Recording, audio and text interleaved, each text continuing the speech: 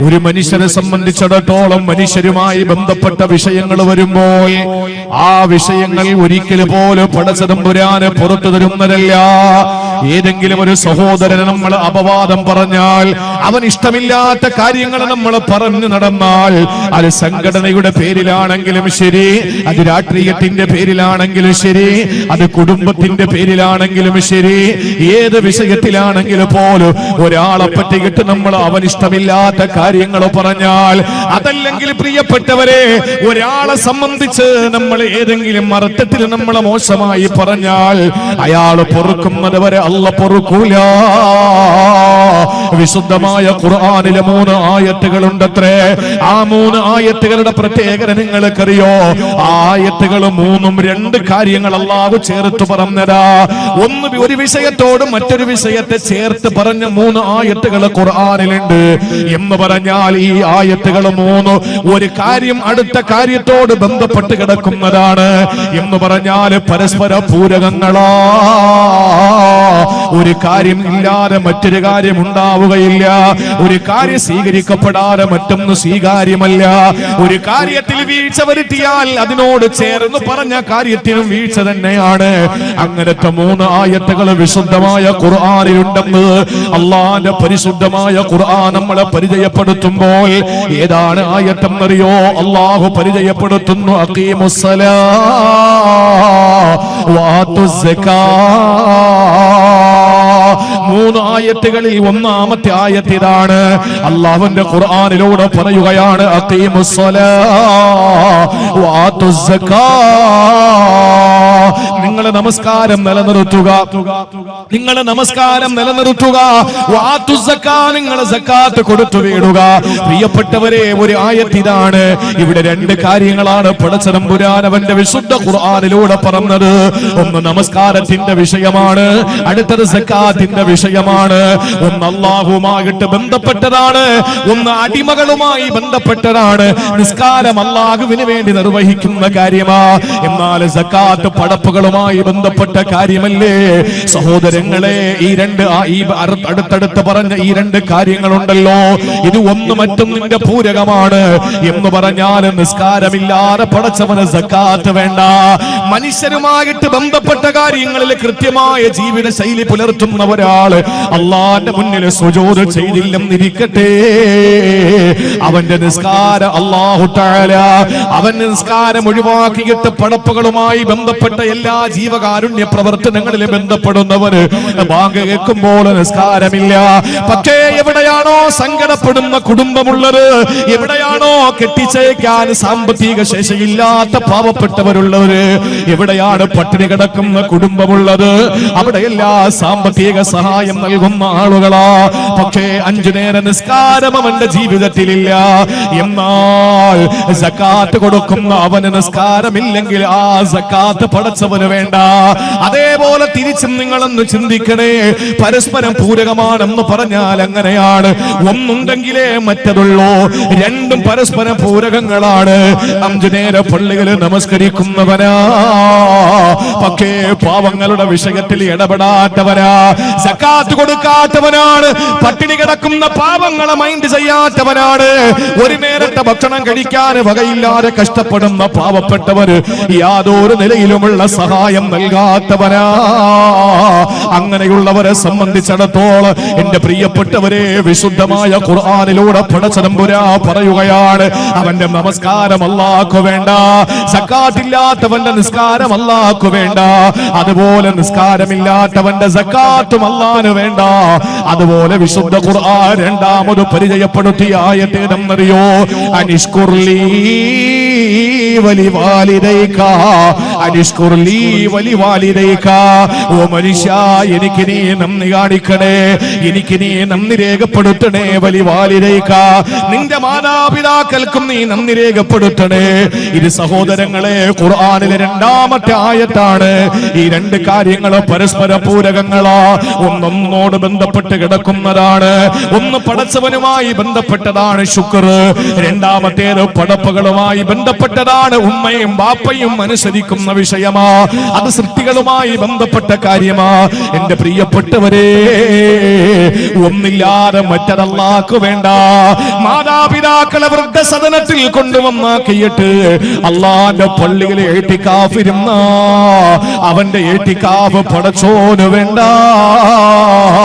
അള്ളാഹുവിന് സുജൂദ് ചെയ്യുന്നവരെ, മാതാപിതാക്കളെ തള്ളിപ്പറഞ്ഞുകൊണ്ട്, മാതാപിതാക്കളെ കുറ്റപ്പെടുത്തിക്കൊണ്ട്, അവരുടെ വാക്ക് ധിക്കരിച്ചുകൊണ്ട് നിസ്കരിക്കുന്നവരെ, അവരുടെ വാക്ക് ധിക്കരിച്ചുകൊണ്ട് ശുക്ർ രേഖപ്പെടുത്തുന്നവരെ, നിങ്ങളുടെ ശുക്ർ അല്ലാഹു വേണ്ടത്രേ. എന്നാൽ ചിലരുണ്ട് മാതാപിതാക്കളോട് പ്രിയം വെക്കുന്നവരാ, അവർക്ക് വേണ്ട എല്ലാം നന്ദിയും കടപ്പാടുകളും നിർവഹിക്കുന്നവരാ, പക്ഷെ പടച്ചവന് ശുക്രില്ലാത്തവരാ. എന്നാൽ ആ ശുക്റും അല്ലാഹു വേണ്ട. ഇതാണ് രണ്ടാമത്തെ ആയത്തൊന്ന് പടച്ചവനും മറ്റു പടപ്പുകളുമായി ബന്ധപ്പെട്ടതാ. ഇനി മൂന്നാമതൊരായത്ത് കൂടിയുണ്ട്. ഏതെന്നറിയോ?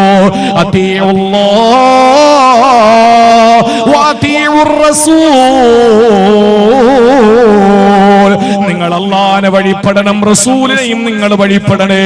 ഇതെന്റെ സഹോദരങ്ങളെ, ഇവിടെ ഒന്ന് പടച്ചവനുമായി ബന്ധപ്പെട്ടതാണ് ഇത്താഅത്തുല്ലാഹ്, രണ്ടാമത്തേത് ഇത്താഅത്തു റസൂൽ, പടപ്പുമായി ബന്ധപ്പെട്ടതാ. അല്ലാഹുവിനെ വഴിപ്പെടുന്നവര് റസൂലുള്ളാഹിനെ വഴിപ്പെടുന്നില്ല. നമ്മുടെ കാലഘട്ടത്തിന്റെ നവീനവാദികൾ പറയാറുണ്ടല്ലോ, അല്ല എന്ത് പറഞ്ഞു ഞാൻ അനുസരിച്ചോളാം, അല്ല അല്ലാത്ത ഒന്നും എനിക്കൊരു പ്രശ്നമല്ല. പോരാ, പടച്ചതമ്പുരാ എന്താണോ നമ്മളോട് കൽപ്പിച്ചിട്ടുള്ളത് അവൻ അനുസരിക്കാനാ. അതേ അനുസരണ ഹബീബായ നബി മുഹമ്മദ് മുസ്തഫ ആ പ്രവാചകന്റെ വിഷയത്തിൽ നമ്മൾ കാണിക്കുന്നത് വരെ നമ്മൾ യഥാർത്ഥത്തിൽ അള്ളാഹുവിനോടുള്ള ഇത്താഅത്ത് പൂർത്തിയാക്കുന്നവരല്ല.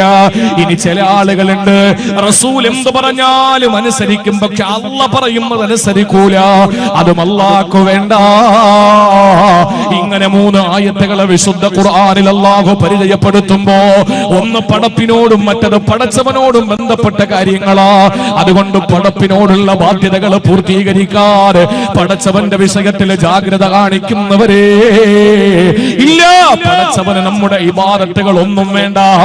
അതുകൊണ്ട് 5 നേരം പള്ളിയിൽ പോകുന്നവർ കാണിക്കുന്ന ജാഗ്രത, പ്രിയപ്പെട്ടവരെ, അപ്പുറത്തെ വീട്ടിലെ പാവപ്പെട്ടവനോട് നമ്മൾ കാണിക്കുന്നത് വരെ ഹജ്ജിന് പോകാനുള്ള താല്പര്യം, ഹജ്ജിന് പോകാനുള്ള താല്പര്യം, ഉംറ ചെയ്യാനുള്ള ത്യാഗ മനസ്ഥിതി ഉണ്ടല്ലോ, അത് നമ്മുടെ കൂടപ്പിറപ്പുകൾ സങ്കടപ്പെടുമ്പോൾ അവരുടെ വിഷയത്തിൽ ഇടപെടുന്നത് വരെ പ്രിയപ്പെട്ടവരെ നമുക്ക് വിജയിക്കാൻ കഴിയുകയില്ല. അതുകൊണ്ട് ഈ കാലഘട്ടത്തിന്റെ ഏറ്റവും വലിയ പരാജയം അള്ളാഹുവിനോടുള്ള ഹഖൂഖുകൾ പാലിക്കാത്തതല്ല, മറിച്ച് അള്ളാഹുവിന്റെ അടിമകളോടുള്ള വീഴ്ചകളാണ് നമ്മുടെ ജീവിതത്തിലുള്ളത്. നമ്മൾ അങ്ങനെയൊക്കെ അള്ളാഹുവിനെ മാത്രം മതി എന്ന് പറയുന്ന ചില ആളുകളുണ്ട്. ഞാൻ എന്റെ റബ്ബിനെ അനുസരിച്ചോളാം, എന്റെ റബ്ബ് എന്ത് പറയുന്നു ഞാനത് അംഗീകരിച്ചോളാം, പടപ്പുകളുമായിട്ട് യാതൊരു ബന്ധമില്ല. എന്റെ അയ്യായയിലെ സഹോദരങ്ങളെ, നിങ്ങൾക്ക് തോന്നുന്നുണ്ടോ രക്ഷപ്പെടാൻ പറ്റുമോ? പറ, തോന്നുന്നുണ്ടോ? നിങ്ങൾക്ക് അങ്ങനെ എന്തെങ്കിലും ഒരു ധാരണ ഉണ്ടോ?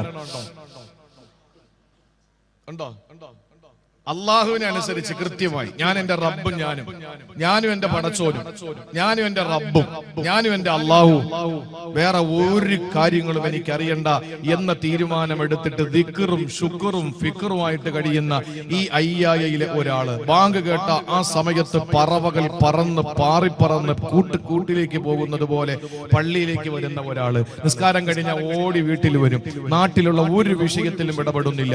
നിങ്ങൾക്ക് തോന്നുന്നുണ്ടോ ഇയാൾക്ക് സ്വർഗ്ഗത്തിൽ പോകാൻ പറ്റുമോ? നിങ്ങൾക്ക് തോന്നിയാ ഞാൻ പറയും, ആ തോന്നല് നിങ്ങളുടെ തെറ്റിദ്ധാരണയാണ്. ആ തോന്നല് തെറ്റിദ്ധാരണയാണ്, നിസ്സാരമാണെന്ന് കരുതരുത്. നബിയേ, ഞാൻ നല്ലവനാണോ? ആ സമയത്ത് അഷ്റഫുൽ ഖൽഖ് സല്ലല്ലാഹു അലൈഹി വസല്ലമ തങ്ങള് പറഞ്ഞ മറുപടി എന്താ? സ്ത്രീകൾ പ്രത്യേകം മനസ്സിലാക്കിക്കോ. എന്താ നബി തങ്ങൾ അദ്ദേഹത്തോട് പറഞ്ഞത്? ഞാനല്ല മോനെ അതിന് മറുപടി പറയേണ്ടത്, നിന്റെ അയൽക്കാരനോട് ചെന്നിട്ട് ചോദിക്കും ഞാൻ നല്ലവനാണോ എന്ന്. ഞാൻ നല്ലവനാണെന്ന് എന്റെ അയൽവാസി സർട്ടിഫൈ ചെയ്താൽ നീ നല്ലവനാണ്. അവൻ പറയാണ് നീ മോശക്കാരനാണ്, എന്നാ നീ മോശക്കാരൻ തന്നെ. അവിടെ ആരാ തീരുമാനിക്കേണ്ട നമ്മുടെ നന്മയെ പറ്റി, നമ്മുടെ തിന്മയെ പറ്റി? അടുത്ത് കിടക്കുന്നവരാണ്. അടുത്ത് കിടക്കുന്നവരാണ്. ഇന്ന് എത്ര പേരുണ്ട് ഇപ്പോഴും മതിൽ കെട്ടിപ്പൊക്കിയിരിക്കുന്നത്. ഞാനൊരു ജില്ല പറയുന്നില്ല, ജില്ല പറയാതെ ഞാനൊരു കാര്യം പറയട്ടെ. ഈ ജില്ലയല്ല, മലപ്പുറം ജില്ലയല്ല, എന്തായിരുന്നാലും ഒരു ജില്ലയിൽ, അത് പേടിച്ചിട്ടല്ല, വെറുതെ ഫസാദ് ഉണ്ടാക്കണ്ടല്ലോ. ഞാനൊരു പള്ളിയിൽ നിസ്കാരം കഴിഞ്ഞിറങ്ങുമ്പോ എന്നെ കൊണ്ടുപോയ ആ സഹോദരൻ എന്നോട് പറഞ്ഞു, ആ കെട്ടിടം കണ്ടു എന്ന് ചോദിച്ചു. നമ്മുടെ ഈ മമ്പൗസാദ പോലുള്ള വലിയ ഒരു പള്ളി, ആ പള്ളി അല്ല, ഒരു വീട്, ഭയങ്കരമായൊരു വീടാണ്. എന്നിട്ട് പറഞ്ഞു, ഈ വീട് ആ കാണുന്ന പള്ളിയുടെ മുന്നിൽ നിന്നാൽ നേരെ ഈ വീട് കാണാം, നന്നായിട്ട് കാണും. പള്ളിയിൽ വരുന്നവരുടെ ഒക്കെ കണ്ണ് ആ വീട്ടിലാണ്. നല്ല മനോഹരമായൊരു വീടാണ്. അപ്പൊ ഇദ്ദേഹത്തിന്റെ വാപ്പയുടെ അനുജൻ, എളാപ്പ എന്ന് നമ്മുടെ നാട്ടിൽ പറയില്ലേ, എളാപ്പയുടെ മകൻ, അവനത് സഹിക്കുന്നില്ല. അങ്ങനെ അവന്റെ വീട് പള്ളിയുടെ മുറ്റത്ത് നിന്നാ കാണണ്ട. നിങ്ങൾ ആലോചിക്കണം, ഞാൻ ഒരു ഹർഫ് ഇതിൽ കളവ് പറയുന്നില്ല.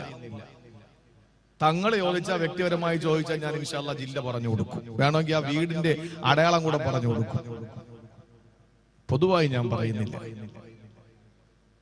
ആ മലപ്പുറം ജില്ലയല്ല കേട്ടോ, തിരുവനന്തപുരം ജില്ലയും അല്ല. ആ വീട്ടിന്റെ മുറ്റത്ത്, ആ പള്ളിയുടെ മുറ്റത്ത് നിന്ന് ആ വീട് കാണാമെന്നുള്ളത് കൊണ്ട് വീടിന്റെയും പള്ളിയുടെയും ഇടയിൽ സ്ഥലം വാങ്ങിയിട്ട് 3 നില കെട്ടിടം അയാൾ കെട്ടി. എന്തിനാണെന്നറിയോ? ഒറ്റ കാര്യം അദ്ദേഹത്തിന് വാശി, പള്ളിയുടെ മുറ്റത്ത് നിൽക്കുമ്പോ ഇയാളുടെ വീട് കാണാൻ പാടില്ല. നിസ്കാരമുള്ളവനാണ്, ഇല്ലെങ്കിൽ പിന്നെ പള്ളിയുടെ മുറ്റത്ത് നിൽക്കുമ്പോ വീട് കാണാൻ കഴിയുമെന്ന് ഇയാൾക്ക് അങ്ങനെ അറിയാം? നിസ്കാരം കൊണ്ടാളാ. എന്നാലും അതിന്റെ ഒരു ഭാഗം ഇങ്ങനെ കാണാൻ പറ്റുന്നു. നിങ്ങൾക്കറിയോ ഈ മനുഷ്യൻ ചെയ്ത പണി എന്താണ്? ഈ മനുഷ്യൻ ചെയ്തത്, ഞങ്ങളുടെ നാട്ടിലെ പാരപ്പറ്റ് കെട്ടുക എന്ന് പറയും. ഇവിടെ എന്താ പറയണ നിങ്ങളെ? സൈഡ് ഇങ്ങനെ കെട്ടി മുകളിൽ അല്ലേ, അത് കെട്ടി. അത് കെട്ടിയപ്പോഴും വീടിന്റെ ചില ഭാഗങ്ങൾ കാണാൻ പറ്റുന്നു. ഞാൻ ഹക്കാ പറയുന്നത്. അദ്ദേഹം എന്ത് ചെയ്തു? ഇത് കാണിച്ചു തരാൻ വേണ്ടിയിട്ട് അദ്ദേഹം എന്നെ ആ വണ്ടിയിൽ കൊണ്ടുപോയിട്ട്, ഈ പാരപ്പറ്റ് കെട്ടിയിരിക്കുന്നത് ഒരു ഭാഗത്ത് ചെറിയ ഉയരത്തിലും ഇങ്ങോട്ട് വരുമ്പോൾ വലിയ ഉയരത്തിലുമാണ്. അങ്ങനെ ഈ സൈഡ് ഇങ്ങനെ ഉയരത്തിൽ കെട്ടി അങ്ങ് മറച്ചപ്പോഴേക്ക് സമ്പൂർണമായി വീട് പള്ളിയുടെ മുറ്റത്ത് നിന്ന് മറഞ്ഞു. അദ്ദേഹത്തിന് നിർവൃതിയായി. ഇതുകൊണ്ട് അദ്ദേഹത്തിന് എന്ത് കിട്ടാനാ? നിസ്കാരമുള്ള ആളാണ്, നോമ്പുള്ള ആളാണ്, പള്ളിക്ക് സഹായിക്കുന്ന ആളാണ്. പക്ഷെ തന്റെ മൂത്താപ്പയുടെ മകന്റെ വീട് പള്ളിയുടെ മുറ്റത്ത് നിന്നാൽ ആരും കാണണ്ട. ആ ഒരു മനസ്ഥിതിയുള്ള ഒരു മനുഷ്യന് രക്ഷപ്പെടാൻ പറ്റുമെന്ന് നിങ്ങൾക്ക് തോന്നുന്നുണ്ടോ? ഞാൻ നല്ലവനാണോ എന്ന് തീരുമാനിക്കേണ്ടത് ജമലുൽ തങ്ങളല്ല. ഞാൻ നല്ലവനാണോ എന്ന് തീരുമാനിക്കേണ്ടത് എന്റെ കൂടെ വരുന്നവരല്ല. ഞാൻ നല്ലവനാണോ മോശപ്പെട്ടവനാണോ എന്ന് തീരുമാനിക്കേണ്ടത് എന്റെ സ്നേഹിതന്മാരോ എന്നെ സ്നേഹിക്കുന്നവരോ അല്ല. ഞാൻ നല്ലവനാണോ അല്ലയോ എന്ന് പറയേണ്ടത് നിങ്ങൾ ഇവിടെ നിന്ന് വന്നിട്ട് എന്റെ വീടിന്റെ തൊട്ടപ്പുറത്ത് താമസിക്കുന്ന ആളുകൾ ചോദിച്ചു നോക്കണം, ഇയാൾ എങ്ങനെയുണ്ട്. അപ്പൊ അറിയാം. പറയിപ്പിക്കാൻ നമുക്ക് കഴിയണം. മയ്യത്ത് കൊണ്ടുപോകുമ്പോഴല്ലേ ഇയാളെപ്പറ്റി നിങ്ങളുടെ അഭിപ്രായം എന്താണെന്ന് ചോദിച്ചത്. ആ സമയത്ത് 100 നാവാണ് സഹാബത്തിന് നബിയേ, അയാള് നല്ല മനുഷ്യനാ. ആ സമയത്ത് റസൂലുള്ളാഹി പറഞ്ഞതെന്താണ്? അയാൾക്ക് സ്വർഗമാണ് സഹാബാ. ഒരു മയ്യത്ത് കൊണ്ടുപോകുമ്പോൾ ആളുകളോട് ചോദിച്ചു, ഇയാളെപ്പറ്റി നിങ്ങളുടെ നിലപാടെന്താ? അയാള് മോശക്കാരനാണ് നബിയേ, അയാളുടെ സ്വഭാവം ദുസ്വഭാവമാണ്. ആ സമയത്ത് തിരുനബി പറഞ്ഞു, ദഖലന്നാർ, അയാളുടെ സങ്കേതം നരകമാണ്. എന്തുകൊണ്ടും അറിയോ? ജനങ്ങളെ കൊണ്ട് നല്ലത് പറയിപ്പിക്കാത്തത് കൊണ്ടാ. അതുകൊണ്ട് അയ്യായിലെ മമ്പൗസാദയുടെ കലാലയമുറ്റത്ത് ഒരുമിച്ച് കൂടിയ എന്റെ 100 കണക്കിന് സഹോദരിമാരോട്, എന്റെ സഹോദരങ്ങളോട് പറയാനുള്ളത്, പടച്ചവനോടുള്ള ബാധ്യതകളെ സമ്പൂർണമായി പാലിക്കുന്നവരെ, പടപ്പുകളോടുള്ള ബാധ്യതകൾ കൂടി പാലിക്കാൻ നമുക്ക് കഴിയേണ്ടതുണ്ട്. ഇല്ലാത്തടത്തോളം കാലം പ്രിയപ്പെട്ടവരെ, നമ്മുടെ ജീവിതം വട്ടപൂജ്യം തന്നെയാണ്, സംശയമില്ല. നിങ്ങൾക്കറിയോ, വിശുദ്ധമായ ഖുർആനിലേക്ക് ഞാൻ നിങ്ങളെ കൊണ്ടുപോവുകയാ. ഞാൻ ചോദിക്കുകയാണ്, അയ്യായയുടെ മുറ്റത്ത് നിങ്ങൾ എത്രയോ വഴുത കേട്ടവരാ. ഞാൻ ചോദിക്കട്ടെ, ഖുർആൻ പഠിക്കുന്നവരല്ലേ നിങ്ങള്? ഖുർആനുമായി ബന്ധപ്പെടുന്നവരല്ലേ മലപ്പുറം ജില്ലക്കാര്? ഖുർആൻ ഹൃദയത്തിലേറ്റ് പരിശുദ്ധമായ ഖുർആനിനെ ജീവന്റെ ജീവനായി കാണുന്നവരെ സുജൂദ് ചെയ്യുക എന്ന് പറയുന്ന ഒരു അടിമ ഉടമസ്ഥനായ പടച്ചവന്റെ മുന്നിൽ ഏറ്റവും കൂടുതൽ വിധേയപ്പെടുന്നത് സുജൂദിലാണല്ലോ. ആ സുജൂദിൽ എന്ത് ദിക്റാണ് ചൊല്ലേണ്ടതെന്ന് ഖുർആനിന്റെ ഏതെങ്കിലും ഒരു സൂറത്തിൽ നിങ്ങൾക്ക് കാണിച്ചു തരാൻ പറ്റുമോ? സുജൂദിൽ പറയേണ്ടത് എന്താ? സുബ്ഹാന റബ്ബിയൽ അഅ്ലാ വ ബിഹംദിഹി. ഖുർആന്റെ ഏത് സൂറത്തിലാണുള്ളത്? അറിയോ? ഈ ദുആ ഏത് സൂറത്തിലുണ്ടെന്ന് അറിയോ? രാവിലെയും വൈകുന്നേരവും ഉച്ചയ്ക്കും ഒക്കെ നമ്മൾ ഒരുപാട് ദിക്റും മജ്ലിസുകളിലും ഓൺലൈൻ മജ്ലിസുകളിലൊക്കെ പങ്കെടുക്കുകയാണല്ലോ. നിങ്ങൾക്കറിയോ സുജൂദിൽ ഈ പറയുന്ന ദിക്ർ ഖുർആനിന്റെ ഏതായത്താണെന്ന്? സുബ്ഹാന റബ്ബിയൽ അഅ്ലാ വ ബിഹംദിഹി. ഏതായത്താ? ഏത് സൂറത്തിലാ? ഏത് ജുസുഇലാ? ഏത് ഭാഗത്താ? അങ്ങനെ വല്ലതും ഉണ്ടോ ഖുർആനില്? ഇല്ല. റുകൂ എന്ന് പറയുന്ന ഓച്ചാനിച്ച് നിൽക്കുക എന്ന മലയാള അർത്ഥമുള്ള ആ റുകൂ ചെയ്യുമ്പോൾ നമ്മൾ പറയുന്ന സുബ്ഹാന റബ്ബിയൽ അളീം വ ബിഹംദിഹി എന്നത് ഖുർആനിന്റെ ഒരായത്തിൽ നിങ്ങൾക്ക് കാണിച്ചു തരാൻ പറ്റുമോ? പറ്റില്ല. റമളാൻ മാസം വരികയാണ്. ശഅബാൻ മാസത്തിലാണ് നമ്മളുള്ളത്. ഈ പുണ്യമായ റമളാൻ കടന്നു വരുമ്പോ റമളാൻ മാസത്തിലെ 1000 മാസങ്ങളെക്കാൾ ശ്രേഷ്ഠമായ ലൈലത്തുൽ ഖദർ, ആ ദിവസത്തിൽ ഞാൻ എന്താ പറയേണ്ടത് റസൂലേ? ആയിഷ ബീവി ചോദിക്കുമ്പോ ലോകത്തൊരു മനുഷ്യന് കിട്ടുന്ന ഏറ്റവും വലിയ സൗഭാഗ്യമാണല്ലോ 1000 മാസത്തേക്കാൾ ശ്രേഷ്ഠമായ ലൈലത്തുൽ ഖദർ. ആ ലൈലത്തുൽ ഖദർ പ്രതീക്ഷിക്കപ്പെടുന്ന ദിവസങ്ങളിൽ ഞാൻ എന്ത് പറയണം നബിയേ? ആ സമയത്ത് തിരുനബി പറഞ്ഞു കൊടുത്തത് എന്തെന്നറിയോ? അല്ലാഹുമ്മ ഇന്നക അഫ്വുൻ തുഹിബ്ബുൽ അഫ്വ ഫഅഫു അന്നി. ഇതാണ് ആയിഷ പറയേണ്ടത്. ഇതേതായത്തിലാണ്, ഏത് സൂറത്തിലാണ് പ്രിയപ്പെട്ടവരെ? ഇല്ല. ഇങ്ങനെ നോക്കിയാൽ പ്രിയമുള്ളവരെ, അല്ലാഹുമായി ബന്ധപ്പെട്ട ഒരേ ഒരു ഇബാദത്തിന്റെ വിഷയത്തിൽ ചെല്ലേണ്ട പ്രാർത്ഥനകളെ പറ്റി ഖുർആനിലില്ല. നിസ്കാരത്തിന്റെ ഒരു കർമ്മങ്ങളെ പറ്റിയും നിസ്കാരത്തിന്റെ ഒരു ദിക്റിനെ പറ്റിയും ഖുർആനിലില്ല. പക്ഷെ നിങ്ങളോട് ഞാൻ പറയട്ടെ, ഒരു സത്യവിശ്വാസിയോട് എങ്ങനെയാണ് ഒരു മനുഷ്യന്റെ പ്രാർത്ഥനയെന്ന് ഖുർആനിൽ അല്ലാഹു പറഞ്ഞിട്ടുണ്ട്. നമ്മൾ എങ്ങനെയാണ് നമ്മുടെ മുൻഗാമികൾക്ക് വേണ്ടി ദുആ ചെയ്യേണ്ടത്?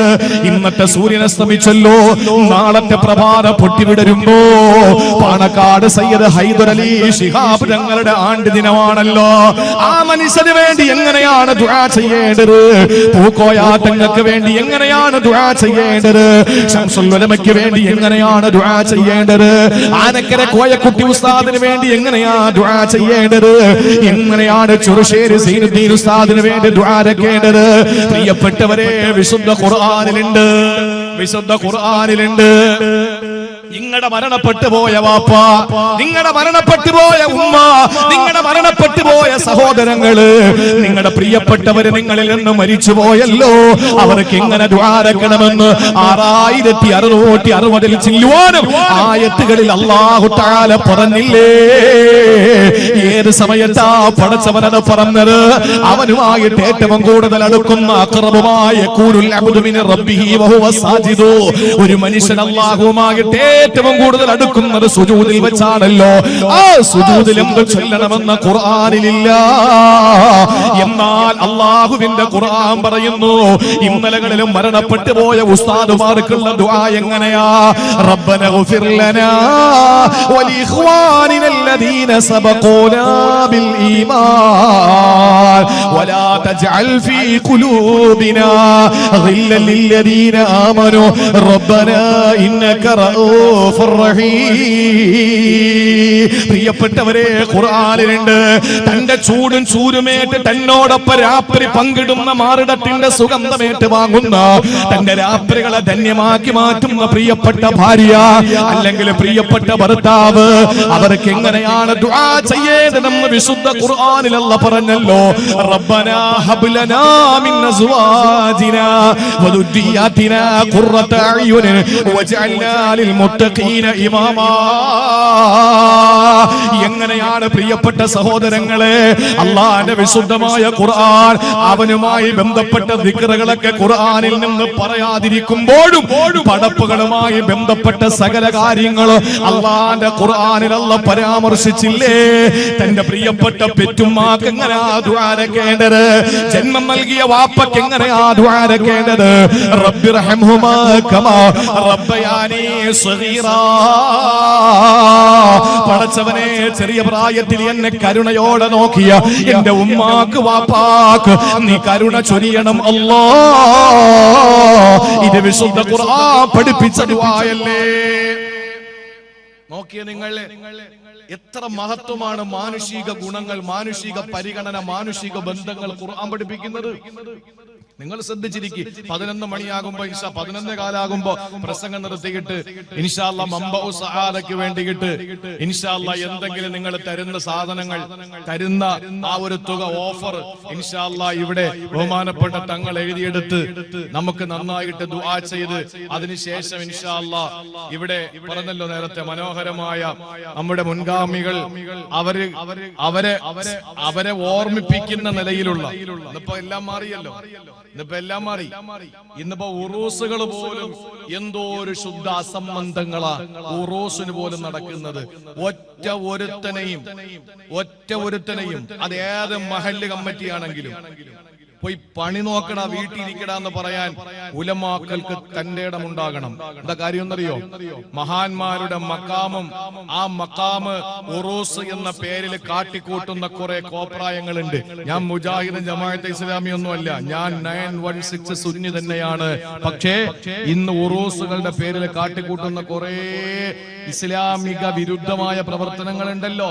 ആനയെ കൊണ്ടുവന്ന് മുട്ടയെടുത്തിട്ട് മരത്തിന്റെ പൊത്തിലിരിക്കുന്ന പാമ്പിന് കൊടുക്കുന്ന പരിപാടി. തൃശ്ശൂർ ജില്ലയിൽ ഒരു ഉറൂസിന് അവിടെ കിടക്കുന്ന മഹാന് തിരിച്ചു വരാനുള്ള ഭാഗ്യം അല്ലാഹു തആല കൊടുത്താൽ, ഈസാ നബിയുടെ കാലഘട്ടത്തിൽ അങ്ങനെ ഉണ്ടായിരുന്നു. കുമ്പി ഇതിനില്ല എന്ന് പറഞ്ഞാൽ മരിച്ചെടുക്കുന്ന ആള് ചാടി എണീക്കുമായിരുന്നു.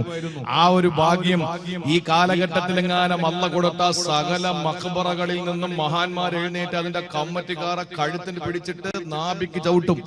ഒരു സംശയമില്ലാത്ത കാര്യമാണ്. അള്ളാന്റെ റസൂലിന്റെയും അള്ളാന്റെ ഔലിയാക്കളുടെയും പേരിൽ തോന്നിയാസം പൈസ വേണമെങ്കിൽ വേറെ പണി നോക്കണം, വേറെ പണിക്ക് പോകണം. പൈസ ഉണ്ടാക്കാനാണെങ്കിൽ ഉറൂസ് വേണം, മഹാന്മാരെ ആദരിക്കണം. അവരൊക്കെ നമ്മളെ പോലത്തെ മനുഷ്യരല്ല, സർവ്വതും അള്ളാഹ്ക്ക് ത്യജിച്ചവരാണ്. ഉറൂസുകൾ നടക്കണം. പക്ഷെ ആ ഉറൂസിന്റെ പേരിൽ ഇപ്പോഴെനിക്ക് ഓർമ്മയുണ്ട്, ഞാൻ ഇവിടെ പ്രസംഗിച്ചുകൊണ്ടിരിക്കുക, വലിയ വായും തുറന്നു വെച്ചിട്ട് തൊട്ടപ്പുറത്ത് മരണക്കിണർ. ആർക്ക് വേണ്ടിയിട്ട്, ആരെ പ്രതിപ്പെടുത്താനാ? തൊട്ടപ്പുറത്ത് മരണക്കിണർ. ആ മരണക്കിണറിൽ പൈസ ഉണ്ടാക്കുന്നു. ഇവിടെ ഞാൻ നിന്ന് മതം പറയുന്നു. അപ്പുറത്ത് ദുനിയാവിന്റെ കച്ചവടം. പൈസ എന്താ ഇരിക്കുന്ന നിങ്ങളെ? ഞാൻ കൊണ്ടാവുന്ന പിന്നെ തങ്ങൾ എന്തായാലും എടുത്ത് തിരിച്ചിടണ്ട, അങ്ങോട്ടോളി തങ്ങൾ തന്നെ ഉദ്ഘാടനം ചെയ്യട്ടെ. അൽഹംദുലില്ലാ. ഈ ബക്കറ്റുകളെ തങ്ങൾ പോക്കറ്റിൽ നിന്ന് എടുത്തിട്ട, അത് വലിയൊരു തുകയാണ് എടുത്തത്. അപ്പൊ നിങ്ങളും ചെറുതാക്കി കളയരുത് ഇൻഷാ അല്ലാഹ്. ഇപ്പൊ നിലവിലുള്ള നോട്ട് 12 മണി ആയില്ലേ, എപ്പോഴാ നോട്ടിന്റെ നിരോധനം പറഞ്ഞെന്ന് പറയാൻ പറ്റൂല. ഇതുവരെ ഉണ്ടായിട്ടില്ലെന്നാ തോന്നുന്നത്. അപ്പൊ ഏതായാലും ഉള്ളതിൽ ഏറ്റവും നോട്ട് ഇഷാവരെ നിങ്ങൾ കണ്ടത് ഏറ്റവും വലിയ നോട്ട് എടുത്തിട്ടോളി. ബിസ്മില്ലാഹിർ റഹ്മാനിർ റഹീം. അല്ലാഹു ബർക്കത്ത് ചെയ്യട്ടെ. അല്ലാഹു നമ്മുടെ സ്വതക്ക സ്വീകരിക്കട്ടെ. അല്ലാഹു ജാരിയായി സ്വതക്കയിൽ പെടുത്തട്ടെ. നമ്മുടെ ആഗ്രഹങ്ങളൊക്കെ അല്ലാഹു സാധിപ്പിച്ചു തരട്ടെ. ശ്രദ്ധിച്ചോളി, ബക്കറ്റ് അതിന്റെ വഴിക്ക് നടക്കും ഇൻഷാ അല്ലാഹ്. നിങ്ങൾ അങ്ങോട്ട് ശ്രദ്ധിച്ചോളി. എന്റെ പ്രിയപ്പെട്ട സഹോദരങ്ങളെ, അള്ളാഹുവിന്റെ വിശുദ്ധ ഖുർആൻ ഇതൊക്കെ നമ്മളെ പഠിപ്പിച്ചതല്ലേ? ഇതെല്ലാം പഠിപ്പിച്ചതല്ലേ? ഞാൻ പറഞ്ഞു വന്നത് ഉറൂസുകൾ, അത് പോട്ടെ, അതിന്റെ വഴിക്ക് നമുക്കങ്ങ് വിടാം. ഞാൻ പറയുന്നത്, പ്രിയപ്പെട്ടവരെ, മനുഷ്യരുമായി ബന്ധപ്പെട്ട വിഷയങ്ങളിൽ അല്ലാഹു റബ്ബുൽ ഇസ്സത്തിന്റെ ഇടപെടൽ എങ്ങനെയാണെന്നറിയോ? ഞാൻ പറഞ്ഞത് ഒരു ഉദാഹരണം മാത്രം. നിങ്ങൾ ഒന്ന് ശ്രദ്ധിച്ചേ. കടമകളും കടപ്പാടുകളും പൂർത്തീകരിക്കാതെ ഒരാൾക്കും രക്ഷപ്പെടാൻ കഴിയുമെന്ന് വിചാരിക്കണ്ട. അള്ളാഹുമായിട്ട് ബന്ധപ്പെട്ടതിൽ എന്തെങ്കിലും വീഴ്ച ഉണ്ടെങ്കിൽ അവൻ പൊറുക്കും. നമ്മുടെ റബ്ബല്ലേ, കരുണാമയനായ കാരുണ്യവാനായ പടച്ചോൻ പൊറുക്കാതിരിക്കോ നമ്മളോട്? പക്ഷേ ആ പടച്ചവൻ പഠിപ്പിച്ച പടപ്പുകളോടുള്ള കടമകളിൽ വീഴ്ച വരുത്തുന്നവനെ ഒരിക്കലും അല്ലാഹു വിടില്ല. നിസ്കാരം എത്ര റക്അത്താണെന്ന് ഖുർആനിലുണ്ടോ? ഉണ്ടോ? നിസ്കാരം എത്ര വഖത്താണെന്നത് പോലും പ്രിയപ്പെട്ട സഹോദരങ്ങളെ ഉലമാക്കൾ ഇജ്തിഹാദ് ചെയ്ത് പറഞ്ഞതിനപ്പുറത്ത് വിശുദ്ധമായ നമസ്കാരം എന്ന കർമ്മമുണ്ടല്ലോ. വിശുദ്ധമായ ഖുർആനിൽ അല്ലാഹു തആല അതിനകത്ത് ഇങ്ങനെ നിസ്കരിക്കണം, കൈവിടെ കെട്ടണം, ആ നമസ്കാരം ആര് ഇമാമത്ത് നിൽക്കണം, ആര് മാമൂമായി നിൽക്കണമെന്ന് ഖുർആനിലില്ല. അതെല്ലാ തിരുനബിയുടെ വാക്കുകളിലാണ്, ഹദീസ് ശരീഫുകളിലാ പരിചയപ്പെടുന്നത്. പരിചയപ്പെടുത്തിയിട്ടുള്ളത് നോമ്പ് പിടിക്കുന്നതിനെ പറ്റിയിട്ട്. നോമ്പ് ഇന്നത് മുറിച്ചാൽ ഇന്നത് കഴിച്ചാൽ നോമ്പ് മുറിഞ്ഞു പോകും, ഇന്നത് പറഞ്ഞാൽ നോമ്പിന്റെ പ്രതിഫലം നഷ്ടപ്പെടുമെന്ന് പറയുന്നത് ഖുർആനിന്റെ ആയത്തുകളല്ല, അതെല്ലാം ഹദീസുകളിൽ നിന്ന് വ്യക്തമാണല്ലോ. ഹജ്ജിന് ഇന്ന വേഷം ധരിക്കണം, ഹജ്ജിന് ഇവിടെ നിന്ന് ആരംഭിക്കണം, ഇതെല്ലാം വിശുദ്ധമായ ഹജ്ജിന്റെ കർമ്മങ്ങളോ ഉംറയുടെ രീതികളോ വിശുദ്ധ ഖുർആൻ പറയാതിരിക്കുമ്പോ സക്കാത്ത് എന്ന് പറയുന്ന മനുഷ്യരുമായി ബന്ധപ്പെട്ട വിഷയമെത്തിയപ്പോ ഹജ്ജ് അല്ലാഹുമായി ബന്ധപ്പെട്ടതാ, നോമ്പ് പടച്ചോരുമായി ബന്ധപ്പെട്ടതാ, നിസ്കാരം അല്ലാഹുമായിട്ട് ബന്ധപ്പെട്ടതാ.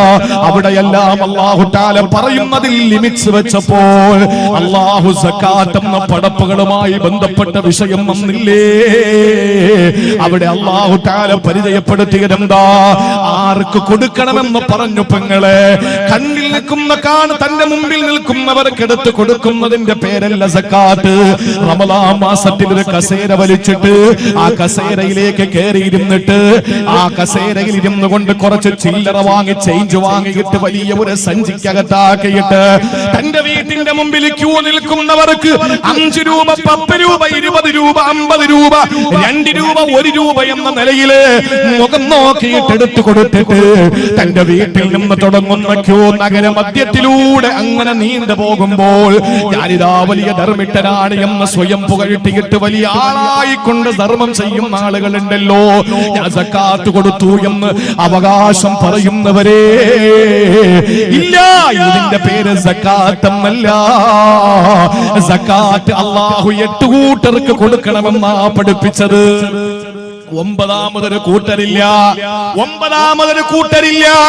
8 കൂട്ടം ആളുകളെ അല്ല എണ്ണിയല്ലേ പഠിപ്പിച്ചത്.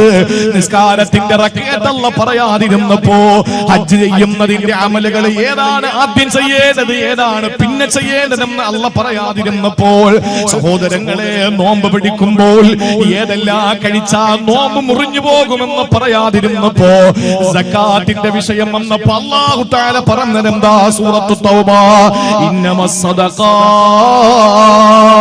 للفقراء والمساكين والعاملين عليها والمؤلفة قلوبهم وفي الرقاب والغارمين وفي سبيل الله وابن السبيل. الله 8 കൂട്ടരെ എണ്ണി പറയുകയാ. 8 കൂട്ടം ആളുകളെ എണ്ണി പറഞ്ഞു, ഇവർക്കാ നിങ്ങൾ സക്കാത്ത് കൊടുക്കേണ്ടത്.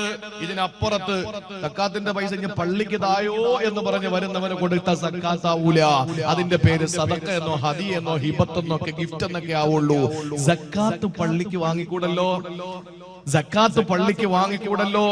നിങ്ങൾ ആലോചിച്ച് നോക്കിയേ, ആ സക്കാത്ത് ഈ 8 കൂട്ടരല്ലാത്ത ഒരു കൂട്ടർക്കും സക്കാത്ത് കൊടുക്കാൻ പാടില്ല എന്ന് 5 സ്തംഭങ്ങളിൽ പഞ്ചസ്തംഭങ്ങളിൽ നിസ്കാരത്തിന്റെ ആ രീതിയും നോമ്പിന്റെ രീതിയും ഹജ്ജിന്റെ രീതിയും പറയാതെ അല്ലാഹു തആല മനുഷ്യരുമായി ബന്ധപ്പെട്ട സക്കാത്തിന്റെ വിഷയം വന്നപ്പോ ഇന്ന കൂട്ടർക്ക് നിങ്ങൾ കൊടുക്കണമെന്ന് പറഞ്ഞു.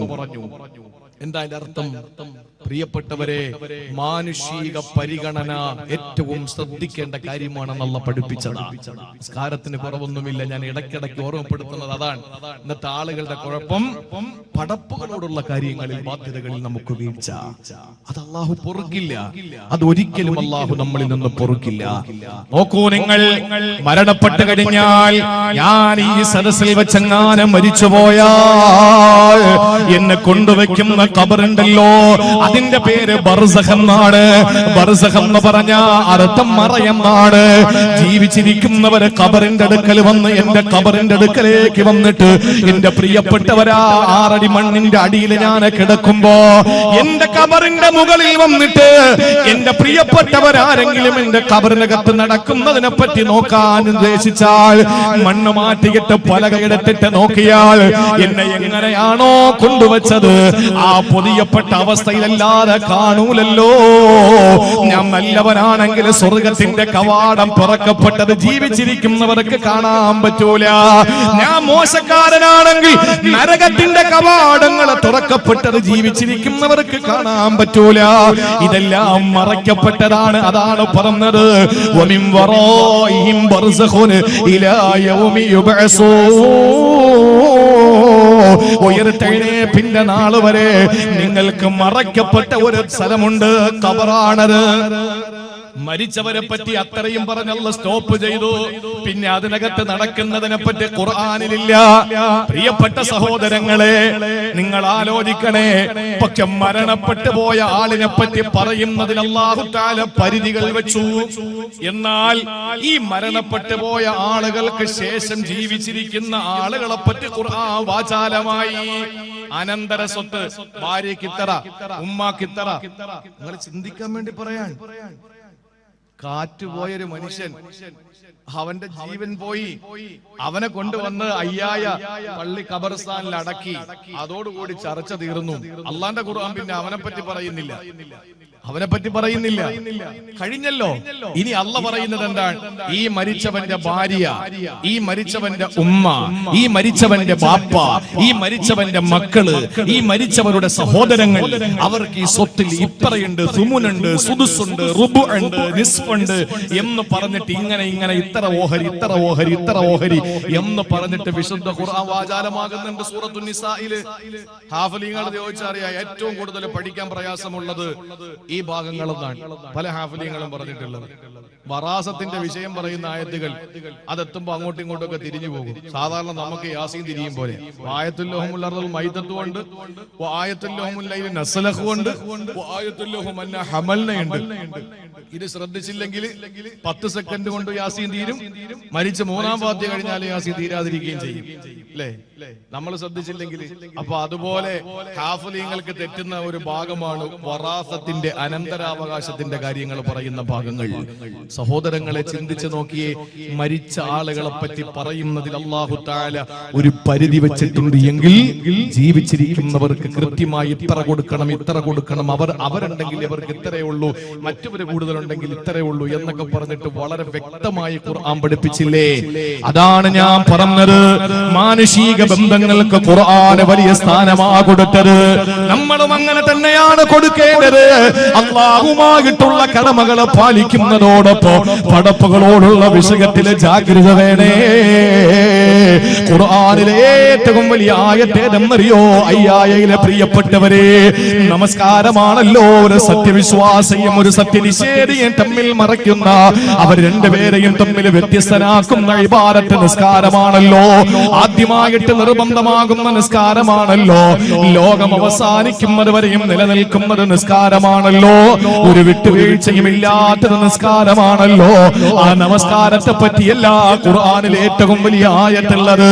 നോമ്പിനെ പറ്റിയല്ല, സകാത്തിനെ പറ്റിയിട്ടല്ല, ഹജ്ജിനെ പറ്റിയല്ല. ഏറ്റവും വലിയ ആയത്ത് ഏതാണെന്നറിയോ?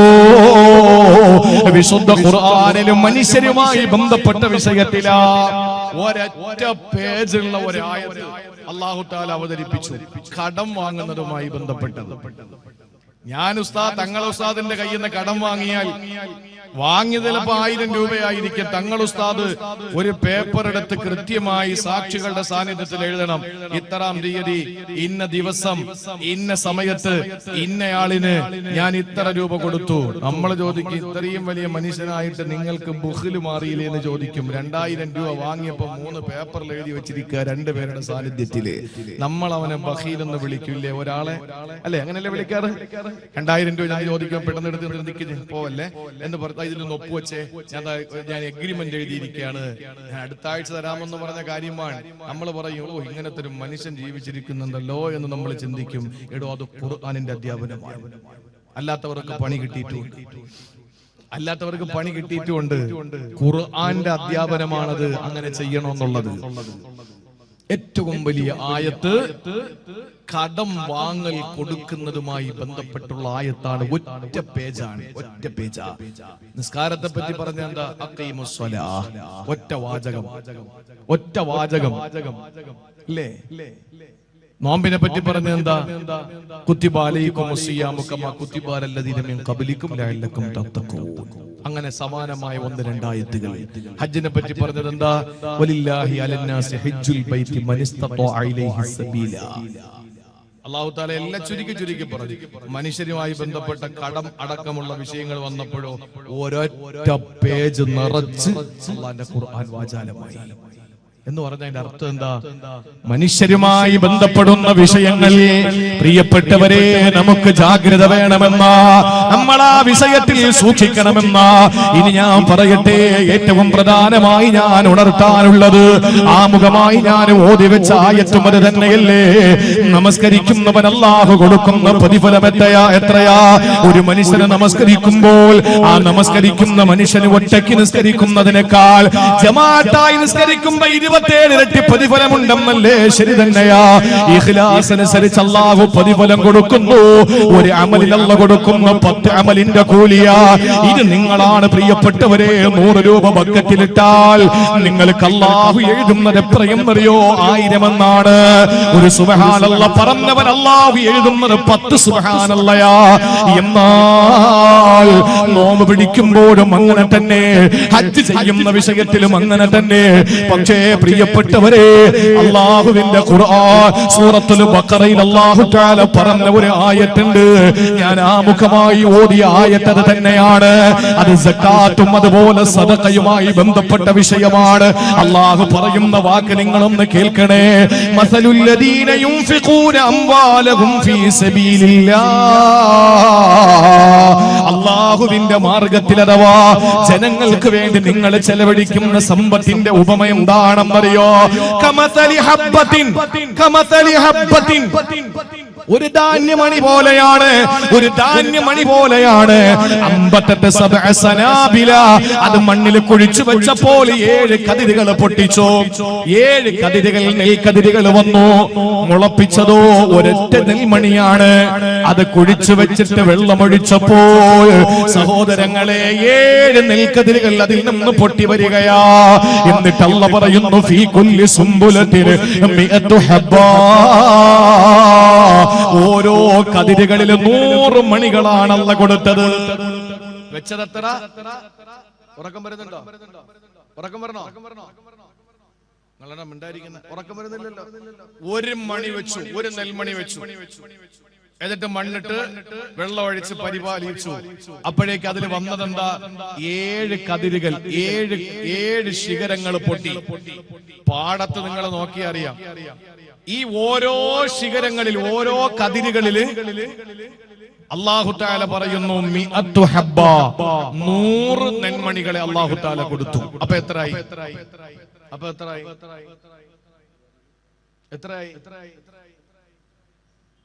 ഒരു മണി വെച്ചു, നെൽമണി വെച്ചു. ആ നെൽമണി ഒരെണ്ണം വെച്ചപ്പോൾ അതിൽ 7 കതിരുകൾ പൊട്ടി. ആ 7 കതിരിലും ഓരോ കതിരിലും 100 നെൽമണികൾ വീതം. തിരുവനന്തപുരം ജില്ലയിലാണെങ്കിൽ 700 ആയി. മലപ്പുറത്ത് എങ്ങനെയാണെന്ന് വെച്ചാൽ എനിക്കറിയില്ല. 700 നെൽമണികളായി. 700 എണ്ണം. വെച്ചതെത്ര? 1. കിട്ടിയതെത്ര? 700. ഇതാണ് സ്വതക്ക കൊടുക്കുന്നതിന്റെ പുണ്യം. ഇതാണ് സ്വതക്ക കൊടുക്കുന്നതിന്റെ പുണ്യം. ഈ വിവരണം നിസ്കാരത്തിന്റെ വിഷയത്തിൽ അല്ലാഹു പറഞ്ഞില്ല. ആരെങ്കിലും നിസ്കരിച്ചാൽ, 1 റക്അത്ത് നിസ്കരിച്ചാൽ അവന് 700 റക്അത്ത് നിസ്കരിച്ച കൂലിയാണെന്ന് ഖുർആനിലില്ല. ഒരു നോമ്പ് ഒഴിച്ചാൽ അവന് 700 നോമ്പ് ഒഴിച്ച കൂലിയാണെന്ന് ഖുർആനിലില്ല. ഒരു ഹജ്ജ് ചെയ്താൽ അവന് 700 ഹജ്ജിന്റെ കൂലിയാണെന്ന് ഖുർആനിലില്ല. പക്ഷെ അള്ളാഹു പറഞ്ഞത് ഇതൊക്കെ അവനുമായി ബന്ധപ്പെട്ട വിഷയങ്ങളാണ്. മനുഷ്യരുമായി ബന്ധപ്പെട്ട വിഷയം പറഞ്ഞപ്പോ, സക്കാത്തിന്റെ വിഷയം, സദഖയുടെ വിഷയം പറഞ്ഞപ്പോ അള്ളാഹു പറഞ്ഞു, ഒരു നെൽമണി വെക്കുന്നവനെ പോലെയാണ് 7 കതിര് പൊട്ടി. ഓരോ കതിരിലും 100 നെൽമണി വീതം. 700, ഒന്നിന് 700 പ്രതിഫലം അള്ളാഹു കൊടുക്കുന്നു. ഇത് മനുഷ്യരുമായി ബന്ധപ്പെട്ട വിഷയമായതുകൊണ്ടല്ല പറഞ്ഞതാ സഹോദരങ്ങളെ. അതുകൊണ്ട് നമ്മൾ ഏറ്റവും കൂടുതൽ സൂക്ഷിക്കേണ്ടത് അത് തന്നെയാണ്. ഏറ്റവും കൂടുതൽ സൂക്ഷിക്കേണ്ടത് അത് തന്നെയാണ്. അതുകൊണ്ടല്ലേ അല്ലാഹുവിന് വേണ്ടിയുള്ള നിസ്കാരത്തിന്റെ നിയമം എന്താണ്? അതിനു മുമ്പുള്ള വുളുവിന്റെ നിയമം എന്താണ്? വെള്ളം ഉപയോഗിക്കാൻ കഴിയാത്തൊരു മനുഷ്യന്റെ അവസ്ഥ, ഒരു വലിയ മുറിവ് കയ്യിൽ പറ്റി ഒരിക്കലും കഴുകാൻ പറ്റാത്ത അവസ്ഥയാണ്. വെള്ളം നനഞ്ഞു പോയാൽ ശരീരത്തിന്റെ അവയവത്തിന് കേടുപാടുകൾ സംഭവിക്കുമെന്ന് വിദഗ്ധനായ നിപുണനായ ഡോക്ടർ പറഞ്ഞാൽ അല്ലാഹുവിന്റെ നിയമം വന്നില്ലേ? ഫതയമ്മമൂ, നിങ്ങൾ വെള്ളം ഉപേക്ഷിച്ചിട്ട് നിങ്ങൾ മണ്ണടത്ത് തയമം ചെയ്യുക. സഹോദരങ്ങളെ, നിസ്കാരത്തിന്റെ വിഷയം നിൽക്കാനേ കഴിയുന്നുള്ളൂ. ഇരിക്കാൻ പറ്റുന്നില്ലെങ്കിൽ നീ നിന്ന് നിസ്കരിച്ചോ. ഇനി നിൽക്കാൻ പറ്റും, പക്ഷേ നിൽക്കാൻ പറ്റുന്നില്ല, ഇരിക്കാനേ പറ്റോളെങ്കിൽ നീ ഇരുന്ന് നിസ്കരിച്ചോ. എല്ലാത്തിനും അല്ലാഹു തആല നിസ്കാരത്തിൽ ഇളവ് തന്നല്ലോ. നാലുള്ളത് നേരത്തെ ഞാൻ പറഞ്ഞതുപോലെ രണ്ടായി നിസ്കരിക്കാൻ ഖസറല്ല തന്നില്ലേ, ജംഅ അല്ലാഹു തന്നില്ലേ, എല്ലാ ആനുകൂല്യങ്ങളും അല്ലാഹു തന്നു. നോമ്പിന്റെ വിഷയം വരുമ്പോ നിനക്ക് ആരോഗ്യമുണ്ടെങ്കിൽ നോമ്പ് പിടിച്ചാ മതി. വിദഗ്ധനായ ഡോക്ടർ പറഞ്ഞു നിനക്ക് പട്ടിണി കിടക്കാൻ പാടില്ല, വെള്ളം കൃത്യമായി കുടിച്ചില്ലെങ്കിൽ നിനക്ക് അപകടമാണെന്ന് ഡോക്ടർ പറഞ്ഞാൽ ആ നോമ്പ് നിനക്ക് വിടാമല്ലോ. യാത്ര ചെയ്യുന്നവന് നോമ്പില്ലല്ലോ. അവിടെയും അല്ലാഹു നോമ്പിന് അവിടെ ആനുകൂല്യം കൊടുത്തു. എന്നാ സഹോദരങ്ങളെ, ഹജ്ജിന്റെ വിഷയം നിങ്ങൾ നോക്ക്. അവന് പോകാൻ യാത്ര ചെയ്യാനുള്ള എല്ലാ സൗകര്യങ്ങളും അവന് ഒത്തുവരുമ്പോഴാണ് ഹജ്ജ് നിർബന്ധമാകുന്നത്. അവന് യാത്രാ സൗകര്യം, അവന്റെ ആരോഗ്യം, അവന് സമ്പത്ത്, ഈ വിഷയങ്ങളെല്ലാം ഒരുമിച്ച് കൂടുമ്പോൾ അവന് ഹജ്ജ് നിർബന്ധമാവുകയാ. എന്നാ സക്കാത്തിന്റെ വിഷയത്തിൽ നിങ്ങൾ നോക്ക്. വർഷം പൂർത്തിയാകുമ്പോഴാണ് സക്കാത്ത് കൊടുക്കേണ്ടത്. ഇതെല്ലാം വിശുദ്ധ ഖുർആൻ ആനുകൂല്യങ്ങൾ അല്ലാഹു ഒന്നൊന്നായി നമ്മുടെ ഇബാദത്തുകളിൽ തരുമ്പോൾ, പ്രിയപ്പെട്ടവരെ, അല്ലാഹു തആല യാതൊരു ആനുകൂല്യം തരാത്തൊരു വിഷയം ഏതാണ്? അത് പടപ്പുകളുമായി ബന്ധപ്പെട്ട വിഷയമാണ്. അല്ലാഹുവേ, ഞാൻ അവനൊരു 10 മിനിറ്റ് പരദൂഷണം പറഞ്ഞോട്ടെ? അനുവാദമില്ല. ഞാൻ എന്തെങ്കിലും അവനെ പറ്റി പറഞ്ഞോട്ടെ? ചില ആളുകൾക്കുണ്ടല്ലോ, അതൊരു ഹോബിയാണ്, എന്തെങ്കിലും പറഞ്ഞോണ്ടിരിക്കണം. ഞാൻ അങ്ങനെ ആഗ്രഹമുള്ള ചില ആളുകൾ ഉണ്ടെങ്കിൽ, എന്നെ കേൾക്കുന്നവരിൽ ആരെങ്കിലും ഉണ്ടെങ്കിൽ, ഒരു ചെറിയ പൊടിക്കൈ പറഞ്ഞു തരാം. നമുക്ക് ആരെങ്കിലും എന്തെങ്കിലും പറയണമെന്ന് തോന്നിയാൽ നമ്മൾ എന്താ ചെയ്യേണ്ടതെന്നറിയോ? ചിലർക്ക് അങ്ങനെ ഉണ്ടല്ലോ, JCBയുടെ പല്ലുകൊണ്ട് ഈ മാന്തി കൊടുത്താലും നാക്കിന്റെ കടി മാറൂല. ആരെങ്കിലും എന്തെങ്കിലും പറഞ്ഞോണ്ടിരിക്കണം, എന്തെങ്കിലുമൊക്കെ പറഞ്ഞോണ്ടിരിക്കണം. അങ്ങനെയുള്ള ആളുകൾ ഉണ്ടെങ്കിൽ അവരോട് എനിക്ക് പറയാനുള്ളത്, അത് നിങ്ങൾക്ക് ചെയ്യാൻ പറ്റുന്ന ഏറ്റവും നല്ലൊരു കാര്യം അതെന്നറിയോ? ഒരിക്കൽ ഒരു മഹാൻ തന്റെ ജനങ്ങളോട് പറഞ്ഞു, ഞാൻ ആരെങ്കിലും എന്തെങ്കിലും പറയണമെന്ന് ആഗ്രഹിച്ചാൽ ഞാൻ ഉടൻ എന്റെ വാപ്പയെയും എന്റെ ഉമ്മയെയും പറ്റി ജനങ്ങളുടെ മുമ്പ് ചെന്ന് ഞാൻ പറയും. നാട്ടുകാരെ മുഴുവനും വിളിച്ചു നിർത്തിയിട്ട് എന്റെ വാപ്പ അങ്ങനാണ്, അയാളെ കണി കാണാൻ കൊള്ളൂല, അയാള് പ്രശ്നക്കാരനാണ്, എന്റെ ഉമ്മ അങ്ങനാണ്, എന്റെ ഭാര്യ ഇങ്ങനാണ്, എന്റെ മക്കൾ അങ്ങനാണ് എന്ന് സ്വന്തക്കാരെ പറ്റി ഞാൻ പറയും എന്നാ മഹാൻ പറഞ്ഞു. അപ്പൊ കൂടെ നിന്നവര് ചോദിച്ചു, അവരെന്ത് തെറ്റ് ചെയ്തിട്ടാ? അപ്പൊ എന്താ ഈ മഹാൻ പറഞ്ഞെന്നറിയോ? എടോ, നീ കേട്ടിട്ടില്ലേ അള്ളാന്റെ റസൂല് പറഞ്ഞത്, നമ്മൾ ആരെങ്കിലും പറ്റി എന്തെങ്കിലും പറഞ്ഞാൽ നമ്മുടെ അമലുകളെല്ലാം എടുത്ത് അള്ളാഹു അവർക്ക് കൊടുക്കും, അല്ലേ? നമ്മുടെ അമലുകളും സകലതും എടുത്ത് അള്ളാഹ് അവർക്ക് കൊടുക്കും. എന്നിട്ട് തീർന്നു, നമ്മുടെ അമലുകൾ തീർന്നു എന്ന പറഞ്ഞത് ഇനിയും ബാക്കി കിടക്കുകയാണ്. നീ എന്താ ചെയ്യാ? ആ പറയപ്പെട്ടവന്റെ സകല തിന്മകളും എടുത്ത് അള്ളാഹു നമ്മളെ തലയിൽ വെച്ച് തരും. ഇത് സഹീഹായ ഹദീസാണല്ലോ. അപ്പൊ ഈ മഹാൻ ചോദിക്കാൻ, ഞാൻ കഷ്ടപ്പെട്ട് എഴുന്നേറ്റ് തഹജ്ജുദ് നിസ്കരിച്ചിട്ടുണ്ട്, ഞാൻ ഓടി പിടച്ച് എന്റെ ജീവിത യാത്രകളിൽ ഒരു വഖത്ത് മുടങ്ങിയിട്ടില്ല, റവാത്തിബ് മുടക്കിയിട്ടില്ല, ഞാൻ ചൂടുള്ള ദിവസങ്ങളിൽ പോലും നോമ്പ് ഒഴിവാക്കിയിട്ടില്ല, ത്യാഗം ചെയ്ത് ഞാൻ ഹജ്ജും ഉംറയും ചെയ്തിട്ടുണ്ട്. ഇതെല്ലാം ഞാൻ എന്തിനു നാട്ടുകാർക്ക് കൊടുക്കണം? അത് കൊടുക്കുന്നെങ്കിൽ കിട്ടുന്നെങ്കിൽ എന്റെ വാപ്പാക്ക് തന്നെ ഇരിക്കട്ടെ. എന്റെ നിസ്കാരവും നോമ്പും ഒക്കെ ആർക്കിരിക്കണം? എന്റെ ഉമ്മാക്ക് ഇരിക്കട്ടെ. രക്ഷപ്പെടണമെങ്കിൽ അവര് രക്ഷപ്പെട്ടോട്ടെ, നാട്ടുകാരെന്തിനാ രക്ഷപ്പെടുന്നത്? കിട്ടുന്നെങ്കിൽ എന്റെ ഉമ്മച്ചിക്ക് ഇരിക്കട്ടെ, എന്റെ വാപ്പയ്ക്ക് ഇരിക്കട്ടെ.